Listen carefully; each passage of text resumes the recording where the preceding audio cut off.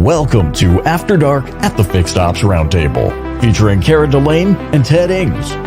This episode is brought to you by BG Products, partners beyond products.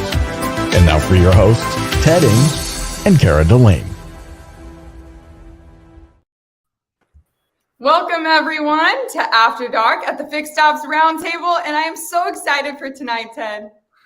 Cara, I'm excited as well. First of all, I got to do a wellness check. Are you okay? I saw you on rollerblades today, and I was a little concerned. You know, I was on rollerblades earlier for the first time in probably 15 years, but we're pulling them out. I'm going to relearn just for the Back to the 80s event. And if you saw my video today, you know I was struggling, but I will get it by May. All right. You will get it, and you will champion it just like you do in social media. So we're really fortunate tonight. We have two great retail industry icons from Mercedes-Benz Farmington. We have Shawn Parrett, who's the parts manager there, and Chalissa Barney, who is the wholesale parts manager, back with us for a return performance. Shawn and Chalissa, welcome back to the Fixed Ops Roundtable After Dark. Thank you, Ted. Cara and Ted, thanks for having us. Michelle McLean, happy Monday to you, superhuman. Cara, I know that you sent some of that video over to Michelle as well. I did, and I got a reply from Michelle that said she had never laughed so hard in her life, and she instantly started tagging people in the video, and she said, Ted is probably going to make you sign some sort of waiver, and we're going to have to up our insurance. But lucky for you guys, I still have both limbs thus far. All right. Well, good. We're looking out after you, Cindy Reynolds. Good evening to you as well. So, Cara, I see the chat coming in. We are live then, I take it. We are live tonight on Facebook, LinkedIn, and YouTube. So feel free to share the video tonight and comment down below for our guests.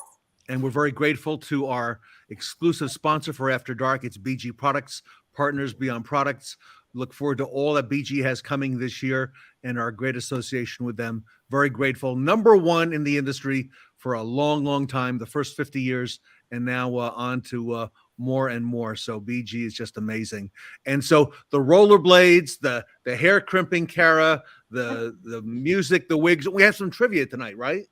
We do have some trivia tonight, and I threw a different spin on the trivia tonight. So hopefully everybody gets it. I think there's going to be a couple difficult ones and maybe an easy one. This fella in the chat, Tony Owens, made a comment that he was pretty good on rollerblades at one time. Tony, I don't know if you still are. Tony, don't put the rollerblades on, whatever you do, okay? We don't encourage rollerblading with the Fixed Ops Roundtable, just the 80s outfits, the scrunchies, the hair, not rollerblades. You know, Shawn Parrett, we're going to need a disclaimer, I think. Yes, we definitely do. But you don't want to see me on rollerblades because I've never roller skated. I'm not ice skated. I've never done any of them. Chalissa, how about you? Roller skates. That was about it. Yeah. Okay. Well, we're back to the 80s, and in the 80s, we definitely had roller skates. And Cara, people could do that back in the 80s, so I'm sure you'll be able to do it here as well. I thought I was pretty coordinated until this morning. You know, I was like, I'm an athlete. I'm fit. I'm coordinated. No. I put those roller skates on and I look like Bambi trying to roll around. So Shawn Butler, that goes for you, right? You're gonna have to sign you have to sign a disclaimer, I think, as well. But all this is for the 80s event. It's in May. Cara, what are the dates on that? Because now it's starting to get a little bit closer. Yeah, it's creeping up on us quick, Ted. It is May 15th, 16th, 17th, and 18th. All virtual and online, and you can get your complimentary tickets now at fixedopsroundtable.com. All right, love it. And at the event, we have a great panel coming up with Chalissa and Shawn Parrett. Coralie, good evening. Happy Monday to you as well. And Shawn and Chalissa, I mean, just great content. You're doing a lot of things differently to capture the business. And, Shawn, maybe you first, kind of take us through some of the things that you're doing that are a little out of the box there at your dealership. Yeah, well, we're all in a very competitive field. The biggest thing for us as dealerships, we not only have competition between other dealerships, we also have the aftermarket world, things like that too, where we have to compete with. So what we're doing is, something we haven't changed from the beginning is customer service. And so for us, the people by the people still are, same mantra there. But we're going out when we're trying to go after our wholesale business, something different I've never seen anybody do is we're taking all our Google reviews, our internet reviews, basically getting them together on pages and sending that out with our swag and things like that we're saying, so that when people see it, it's just not us that say, hey, we could do a great job, we could take care of you. It's our customers basically saying that for us. And that's something we're doing a little bit differently that I haven't seen before. Oh, that's pretty strong. And Chalissa, during the segment coming up at the show, I know you talk about the power of relationships that you and Shawn have with the clients there. Tell us a little bit about that, if you don't mind. Yeah, I mean, we always are really good at asking names and making conversation as we're looking for parts. Mercedes itself was definitely a bit complicated, so it gives me a little bit of extra time to chat with people over the phone and get to know them as people and talk to them about how their business is going and what challenges they face. When we get free time, making sure to go out and visit them and see what they have going on and how we can be better for them. And Chalissa, you're not just running wholesale, you're running also an online parts department. You have like 3 departments in one. Take us through the online, because I think what you're doing there is really innovative as well. Online, we do a lot with eBay. We have Mercedes website. We also have our own website. I can't remember if I said eBay and Amazon, but we have both of those as well. Shawn recently got us on board to ship for FCP Euro. So we're doing a lot throughout the day on top of shipping to our body shops and wholesale customers out of state. It's just a lot of making sure that we have enough time to send them out there. I mean, people just aren't coming in and coming to the counter anymore to buy their car parts. They're getting them on Amazon with Prime delivery. So we got to make sure we're on top of that. So you're in the marketplace, you're there, and take us through your background, because you didn't have a traditional background coming into parts. You've got a technician background and an express service advisor background yourself. Right.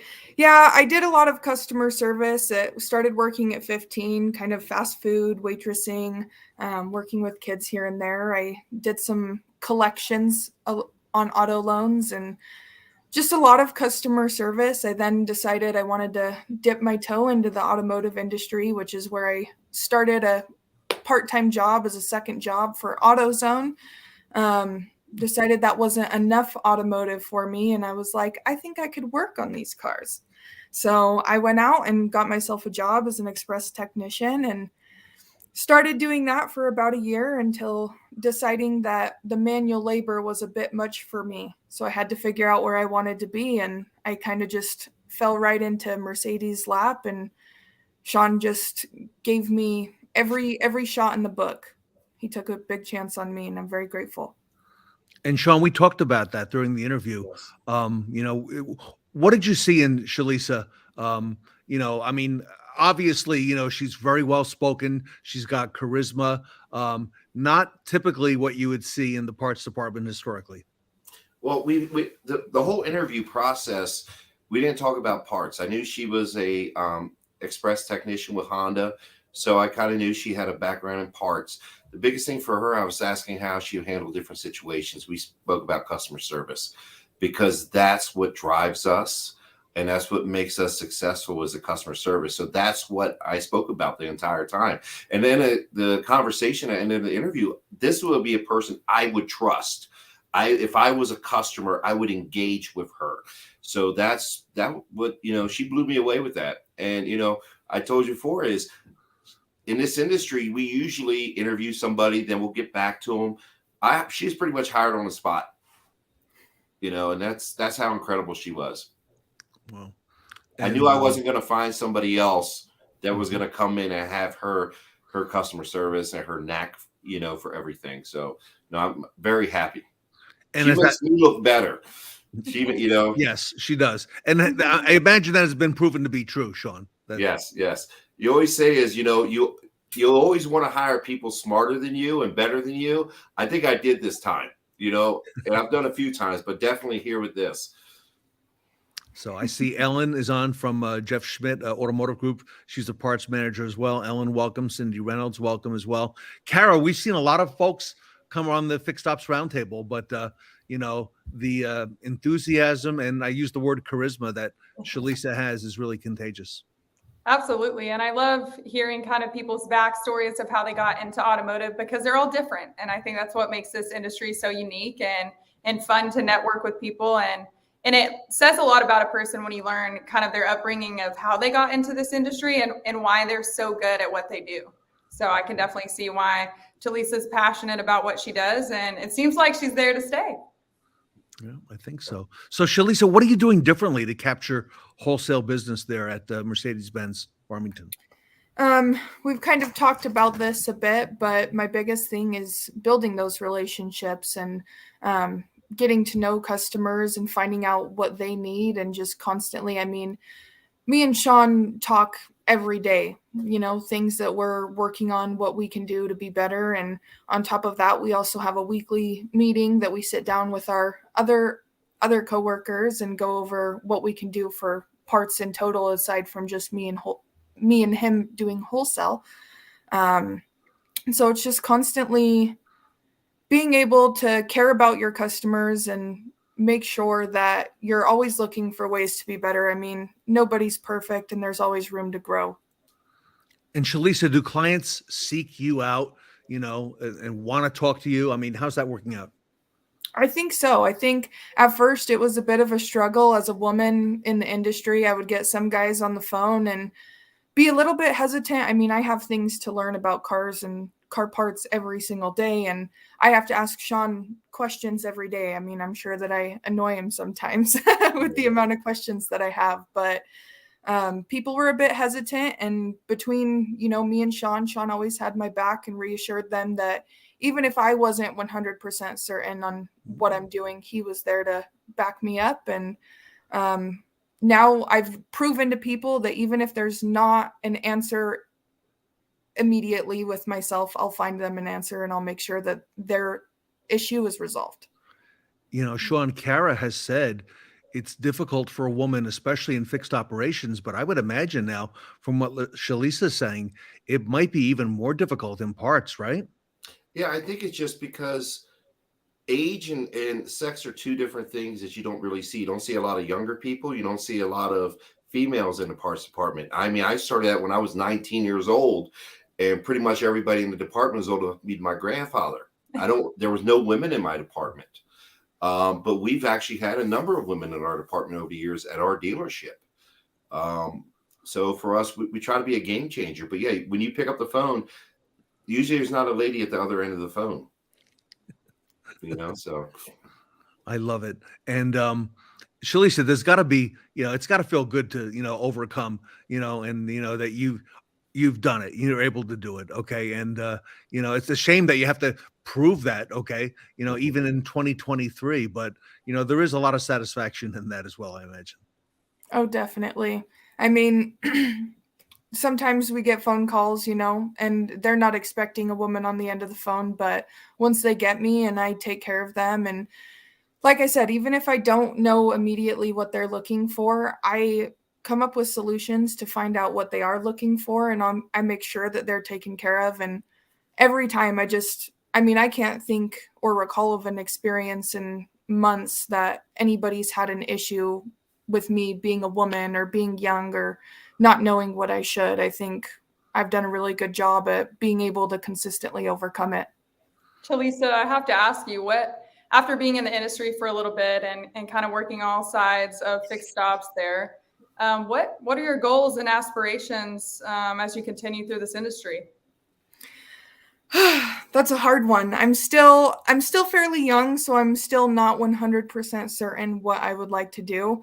I know that I would like to be on the fixed ops side, whether it's in service or it's in parts. I think service advisor is probably going to be the next thing that I'll be looking at, but I mean, parts manager would be great too. Just automotive. I think at the right dealership, fixed ops is one. It's not parts and it's not service. We're the fixed department. Absolutely. How about that? Cara Delane asking the end game question.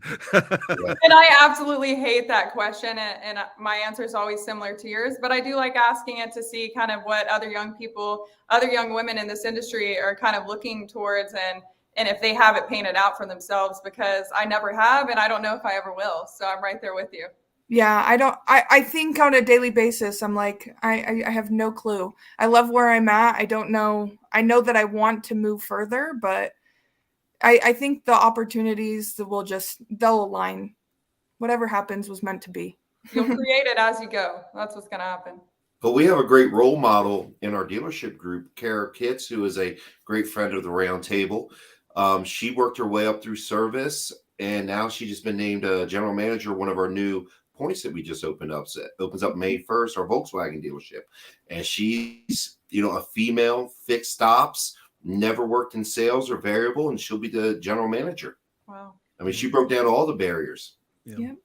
I know 4 years ago, we did a column at the Fixed Ops Roundtable. We published it online, and I think it was 21 of the hardest working women in retail automotive. And Carol Kitts was, we had number one, number two, and Carol was number one, right? So she was at the top of the article, and she came out to Los Angeles, and she was on the tip of the day, okay? And I remember we filmed a number of those with her.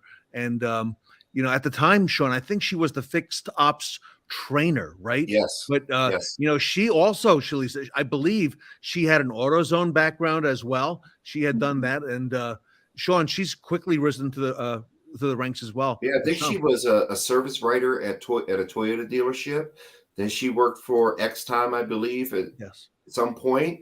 Then we kind of got her away from there, and she's risen up the ranks. And like I said, I think for her, we were just waiting for an opportunity. That was the thing. It was us holding her back for her to move up. Oh, wow. Cara, there was a comment on there from Ellen maybe about 2 or 3 minutes ago, and she talked about, there we go, until they learn to trust you, they'll always be looking for a male. And here's Ellen, okay, a woman in the parts department as well. Chalissa, talk to us a little bit about that, because once you've won them over and they've got that trust, do they want to come back to you and speak to only you? I think so, for sure. I feel like they have to learn that I know automotive. They know that they can rely on me when it comes to being detail oriented and making sure that, for example, we order them parts, that they're there on the delivery date that I promised. They consistently come back to me knowing that I have the passion to learn. So if they do call me for something that I don't know, I'm going to ask Shawn. It's not just going to go one ear and out the other. I'm going to remember that for the next time that they call me for the same thing. So even if they're unsure of what they need, they will a lot of times still want to talk with me so we can figure it out together, because they know that giving me the opportunity in a circumstance like that where I am struggling is just going to help me to be better going forward. And Chalissa, whose idea was it, this power of relationships? Was that yours, or did that come from somewhere else in the dealership? Or was it maybe even Shawn? I think it was definitely Shawn to begin with. I mean, I've helped come up with more ways of how we could have better relationships, but Shawn has always been very big on that, maintaining relationships and making sure that their concerns come first. I see Sherry Stevens in the chat. She was on the show last week. Yes, Carol was a Next Time performance manager, so another great success story. Shawn, talk to us a little bit more about your approach to maintaining the correct inventory there on a daily basis. What are some of the things that you're doing there? Well, we're always trying to find different things. I mean, if you look on paper, we're a smaller dealership, but we have very large results. So for us having a small team, and I think those guys don't get enough credit, because the reason me and Chalissa can do what we can do with the front of the house as far as the wholesale and the retail and the e-commerce is my team does a great job with the back end, with the service department, with our inventory. But something new we're trying out this year of doing with inventory is about the returns. And the biggest thing is, we all know about the 12 months, no sale, 12 months, whatever, that you got to get it out of here. Or, but most manufacturers now control your inventory. They'll have Parts Eye, they'll have Stock Pro, they'll have RIM. but they always set it up to 13 months because they want you to send back the phased out parts on the obsolete return. So what we've done different, and this just is with the backing of our dealership group allowing us to do it, is instead of us looking to send back stuff after 12 months, we're letting it hit 13 months for the manufacturer to take it back on their guaranteed inventory programs. And then then the other obsolescence money, we're getting rid of true obsolescence, returns, parts ordered incorrectly, customer never showed up. So that's what we're doing there to basically clean our inventory out. Wow. Okay. And Kara, I know you're doing a lot of the interviews this past week at the Roundtable, but I don't know about you, but I have learned so much from listening to people like Shawn and Chalissa about parts, about obsolescence, things that I am learning. I'm constantly I'm being a student of the business, and I'm sure some of that it's got to be rubbing off on you, Kara Delane. Of course. And I think that's what makes the Fixed Ops Roundtable so special. I never dreamed that I would be sitting here and come across so many wonderful people in this industry that are all across the nation, all across the world. And even if they did the exact same job that I do, I would always learn something from them. So talking about fixed ops, I'm not afraid to say I never worked, behind the counter. I never worked in fixed ops, but I have a great appreciation for everybody that worked in our shops, that worked back in parts, our service advisors, everyone back there. And I know that that's what makes the wheel spin at the dealership, and learning from you guys is an incredible thing. And I know that there's tons more to come over the next few years, and who knows how long. So as the industry changes, we'll all learn and adapt together. I see Tracy from Traction is in the chat. Good evening, Tracy. I agree with that statement as well. Earlier today, Shawn, I had a panel on here with a lot of folks from retail, and they were saying that what they think is coming in the next few months in our industry, in automotive, is a continued fixed operations focus, because with a lot of things that have been changing, interest rates and inventories now that are available on the front end, fixed ops service and parts are going to continue to grow, because that's going to be the first place that customers look, is to, get their car repaired and to get those parts put on their vehicle. Shawn? Well, I think there's definitely a compression going on with the sales department. They're not going to get where they can basically choose the price they sell the vehicle as. So for us, we're going to have to, we still have the same expenses. We're going to have to maintain that going forward, where we're going to have to be the driving force. Fixed ops absorption is the word everybody knows, so for us, they're going to look at us more for us to carry the dealership. And I seen Tracy left a message a few minutes ago about certifiers. Definitely a hard position. And that's what we do. For us, I'm going to give kudos to our department. We finished last month perfect in CSI in both sales and service. Wow. We had perfect. Wow. Mercedes has a 5.0 rating scale. We got 47 perfect surveys back. Wow, and like I said, the sales department matched it as well. But that's for us is definitely the service advisor. So us as parts department employees, we have to make their job easier. We can't have it where we just put it on the service advisor to not know what's going on with parts, or every time they try to sell something, or a customer comes in that we don't have the correct parts they need, or or something along the line of that. But something I also bring up is, as parts departments, we're sometimes the only opportunity to capture a customer's business. They may purchase their car somewhere else. They may, because of finances or other reasons, take their car somewhere else to have it repaired. But they trust us sometimes even if it's not for the sale, for the answer, because we all have those phone calls where they're trying to buy the parts aftermarket. The aftermarket place can't filter out the choices like we can. They want to make sure we have the right answer. And I think what we do a lot, me and Chalissa, we handle the retail calls as well, is capture that business. Give the customer, the option. A lot of times the option is we're a little bit farther away than where they're going to pick up their parts, or Amazon delivers, things like that. So what we also do in our department is different, is we deliver parts to retail customers, and it's part of our business, not something we do once in a while. That's part of our selling strategy. Is when we have a customer on the phone, we end it with, and we go ahead and have it delivered to you today. And people are so surprised with that.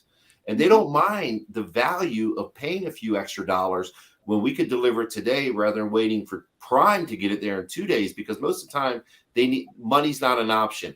Yeah, they'll save $10 by waiting a couple days, but we can get the part to them today with our driver.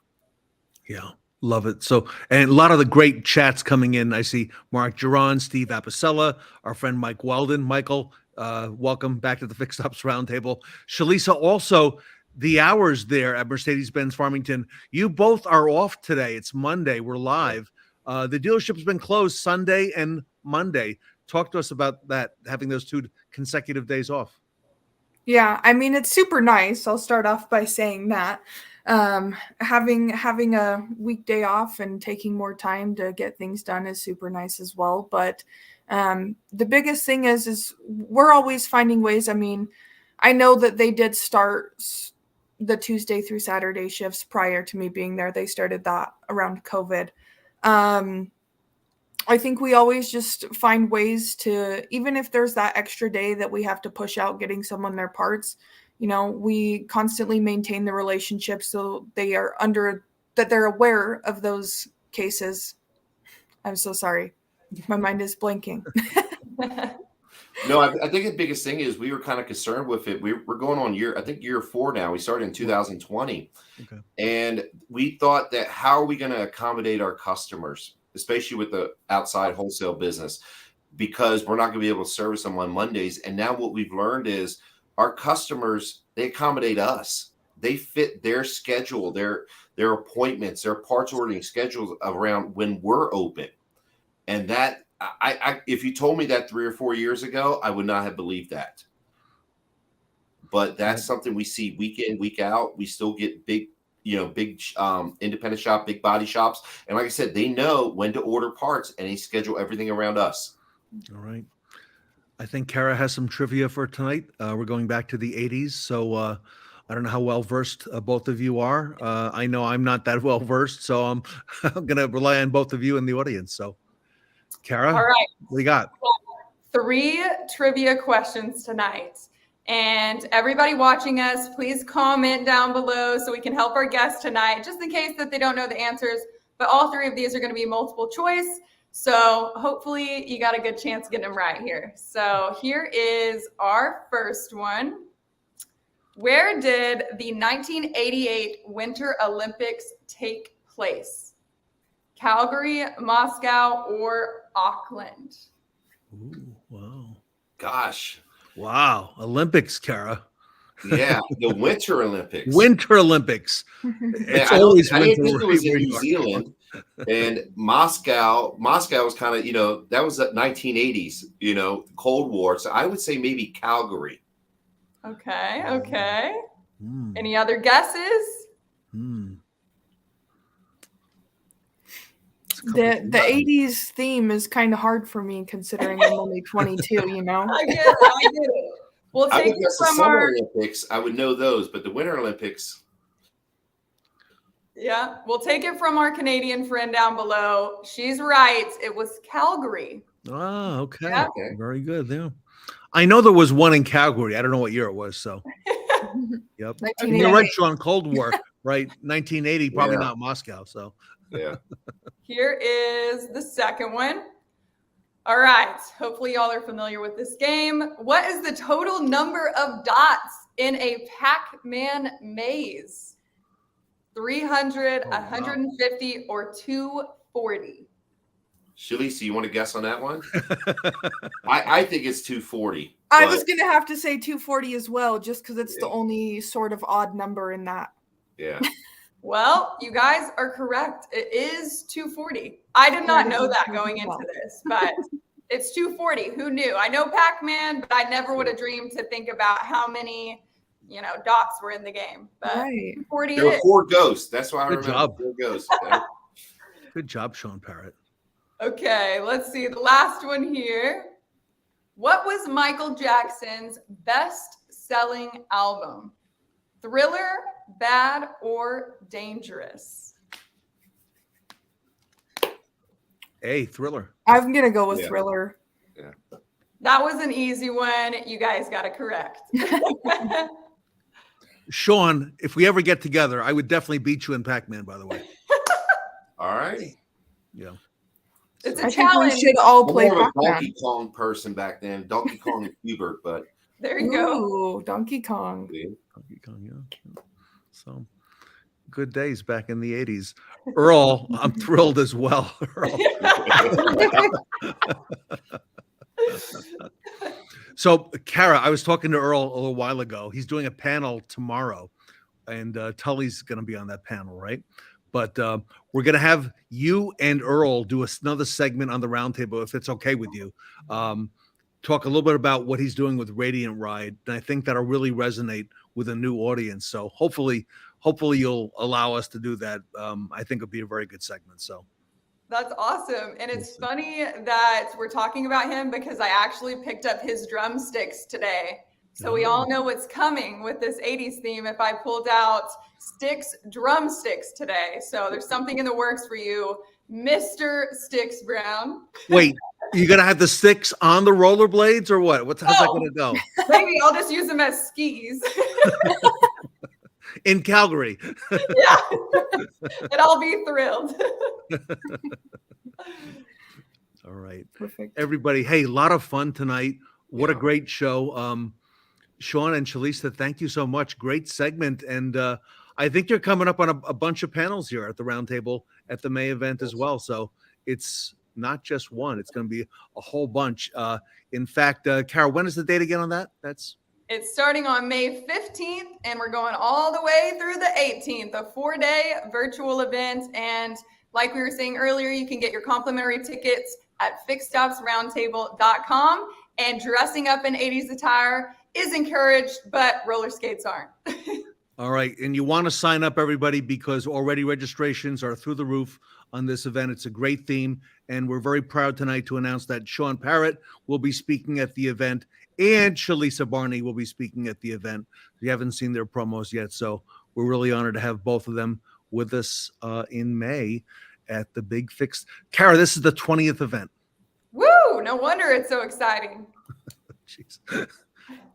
Shawn, you don't find that hard to believe because I think you've been at most of them. So, man, I it's like, yeah, we've been doing them quarterly for about 4 to 5 years now. Yeah, it's been a while. So, and we're going to put a new twist into it coming in May as well. So stay tuned.